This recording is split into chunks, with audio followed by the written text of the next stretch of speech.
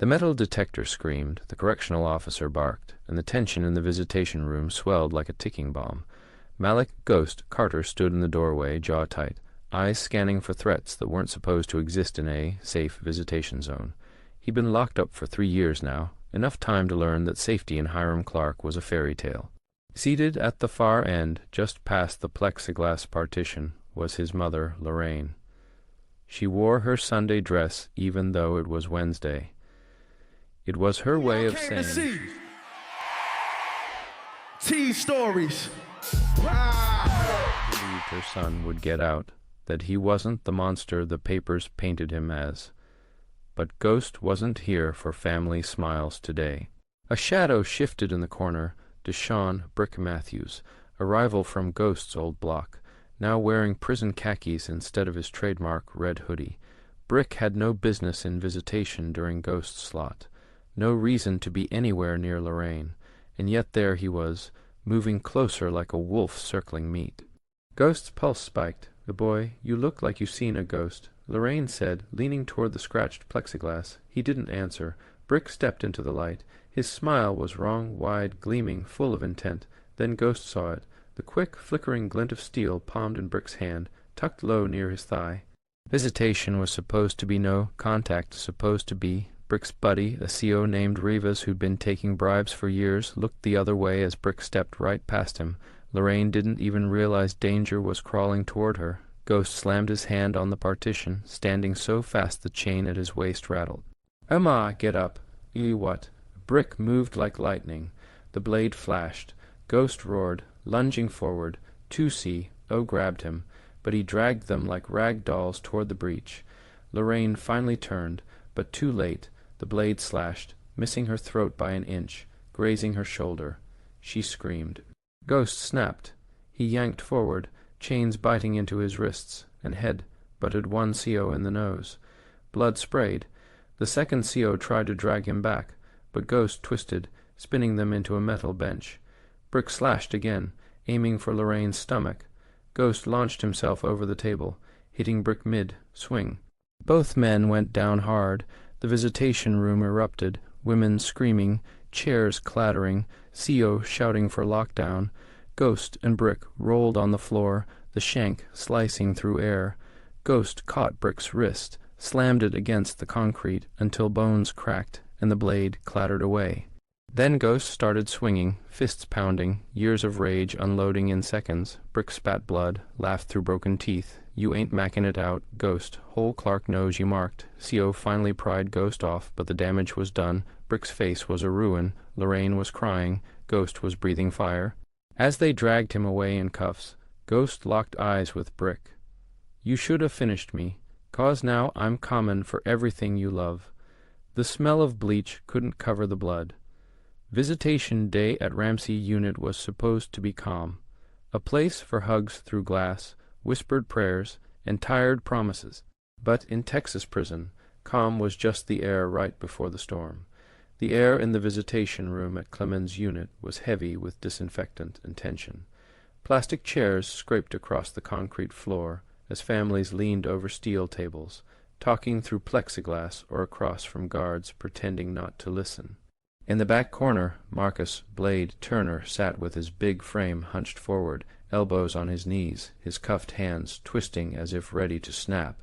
His eyes were fixed on the man walking toward him, Derek D. Money Price, the one who'd sold him out to the feds 8 years ago. "Have been a minute, Blade," Derek smirked, sliding into the chair opposite him like this was just another Sunday catch-up. "You got some balls showing up here," Blade said, his voice low, steady, but with that razor edge. Derek leaned forward. "I came to tell you something. Your nephew Jamal, lil homie ain't so safe no more. Word in the streets is the same folks that came for you comin' for him next." Blade's jaw flexed. He didn't blink. "That why you here, or you here 'cause you think I won't do nothin' with cameras watchin'." Derek smiled again, but it was shaky now. "Ain't no beef, man, just lettin' you know." Blade leaned closer until his breath fogged the plexiglass. "You lettin' me know is you in your own death warrant." In one motion, so fast the guard didn't have time to shout. Blade stood, jerked the chain of his cuffs up and over, and slammed it into Derek's throat. The plexiglass shuddered from the force.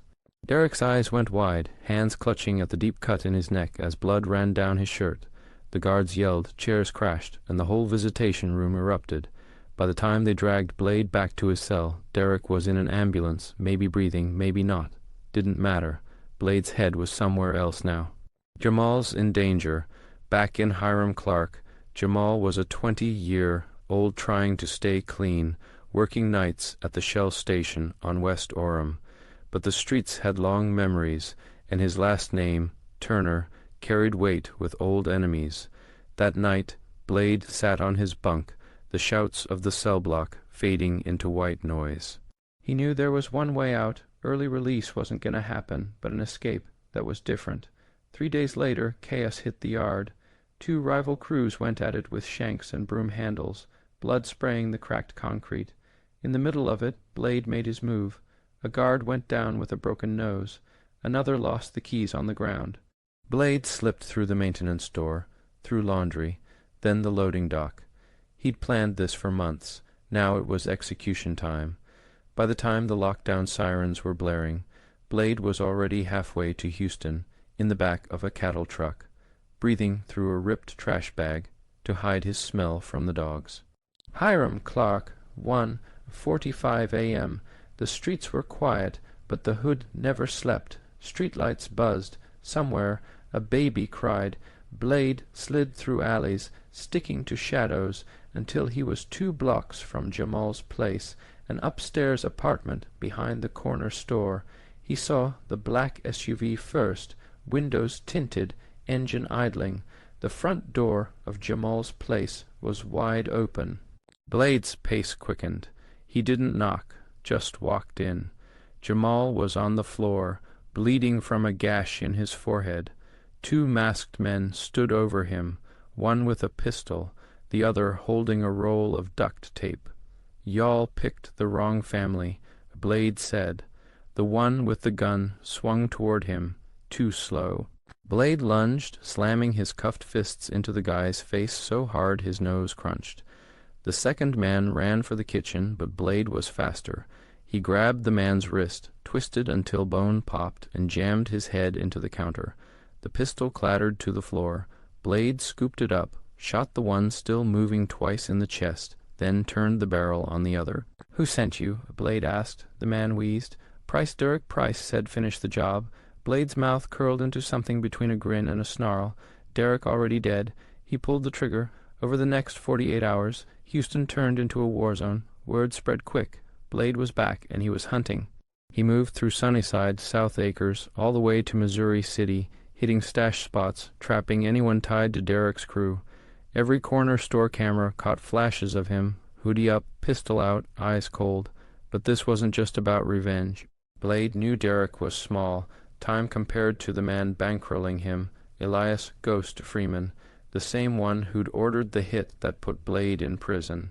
And Ghost had a fortress in Midtown, guarded 24/7.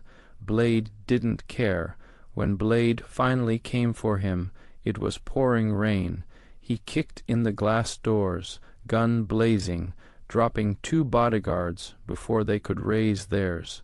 Ghost tried to run up the stairs, but Blade grabbed him by the collar, slammed him into the wall, and pressed the barrel against his forehead. "You took 8 years from me," Blade said. "You tried to take my blood. Now I'm taking yours." One shot echoed through the hall. Ghost crumpled. Blade didn't stick around. By the time HPD swarmed the place, he was gone, swallowed by the streets he came from. They'd call it a massacre. They'd say he vanished into thin air. But in Hiram Clark, folks whispered his name in the dark.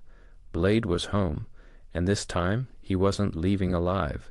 The smell of bleach still clung to the air in the visitation hall, mixing with that faint metallic tang of blood. Malik's knuckles were split and raw, the skin still sticky from the man he'd just left bleeding out on the cold tile floor. They dragged him back to his cell, but the damage was done. Word would spread fast. By sundown, every hustler, shot, caller, and hitter in Hiram Clark would know Malik was back in the game. "Damn, you back in it now. Rico muttered from the bunk above him. "Ain't no way they lettin' you walk after that." Malik didn't answer. His mind wasn't on the stabbing. It was on the face he saw in the crowd right before it went down. Tasha, she shouldn't have been there, and if she was, it meant the streets had pulled her back in two. Hiram Clark Vendetta, prison politics, Ark Malik a blade. Carter sat on the edge of his bunk, the faded green walls closing in like a cage. The muffled sounds of guards' boots echoed down the hall. He knew the score: survive the inside or die trying. Across the tier, a trio of inmates lounged like kings in their domain. Big D, Slim, and T, Bone, the rulers of the block, and they ran the contraband, the fights, and the favors. Malik knew that if he wanted to move, he had to play their game, but his pride told him otherwise. "A blade," Big D called, nodding at the young lion. "You got some nerve coming back swinging." Malik looked up, his eyes cold. "I don't do nerve, I do results." Slim smirked. "You know who put you down, right? We don't take kindly to that kind of disrespect around here." "Then maybe y'all should have stopped the rats." Malik's voice dropped low. "I'm here to clean house." T. Bone laughed. "A house cleaning usually means blood." Malik cracked his neck.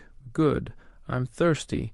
The following days blurred into whispered meetings in the showers, coded signals during rec yard, and carefully timed brawls that tested loyalties.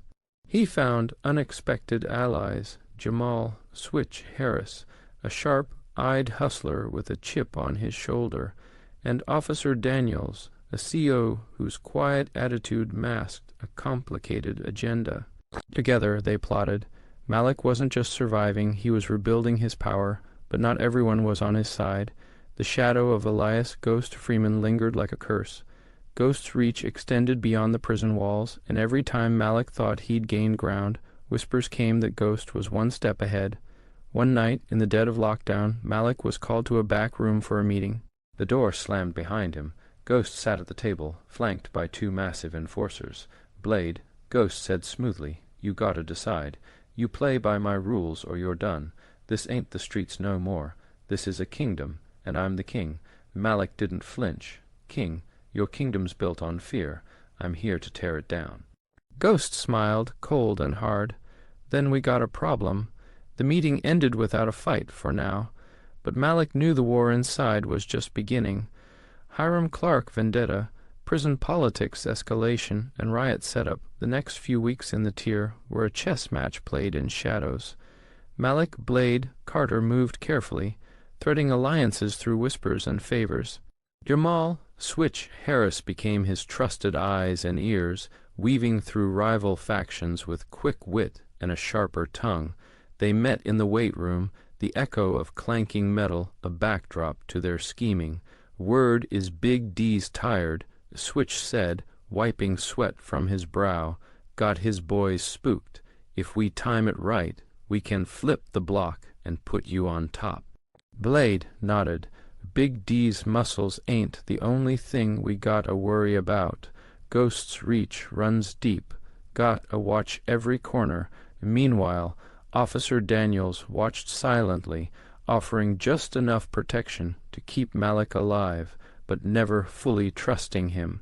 One evening, during lockdown, Malik received a cryptic message slipped under his cell door, a torn piece of newspaper with a name circled in red, T. Bone. The tension exploded 2 days later during chow time. T. Bone's crew tried to muscle in on Malik's corner. Words turned to shoves, chairs crashed, blood spilled, the guards reacted slow, and Malik's faction took advantage, launching a coordinated attack that left T. Bone bruised and beaten, his crew scattered. Big D and Slim watched the chaos from across the tier, their faces masks of fury. "You play dirty, Carter," Big D hissed later during a smoke break. "But this ain't over." Malik smiled coldly. "It's just getting started." Behind the scenes, betrayal lurked. Jamal Switch Harris met secretly with a shadowy figure, a man tied to Ghost's network. Their hushed conversation hinted at double crosses and plans to undermine Malik's growing influence. Malik's instincts pricked. He confronted Switch in the showers. "You sellin' me out, Switch." Malik's voice was low and deadly. Switch's eyes darted, then hardened. "It's survival, Blade. You want the crown. You got a play the game." The choice was clear. Trust and risk death, or strike first and risk losing his only ally. Malik chose war. The riot started small, a fight over cigarettes, a false alarm, but the tinder was dry. Malik coordinated with other factions hungry for power, smuggling makeshift weapons from the workshops. The noise grew, shouts, glass breaking, guards overwhelmed. In the chaos, Malik made his move toward the loading dock, the weak spot he'd been waiting for. "Tonight, we take back the streets starting here. Hiram Clark Vendetta, Riot, Breakout, and Street WA are," the clang of metal echoed as the riot exploded through the prison. Shouts and screams layered over the alarms, wailing like banshees. Smoke curled from overturned carts. Malik, Blade Carter, moved with deadly purpose, ducking punches, dodging flying debris, eyes locked on the loading dock gate. His crew fought beside him, fists, pipes, and sharpened screwdrivers flashing in the dim light. "Move," Malik shouted. "This is our shot." Guards scrambled to contain the chaos, but were overwhelmed. Malik kicked a heavy metal grate loose and shoved it against the gate's locking mechanism, hammering with a makeshift club until the latch gave.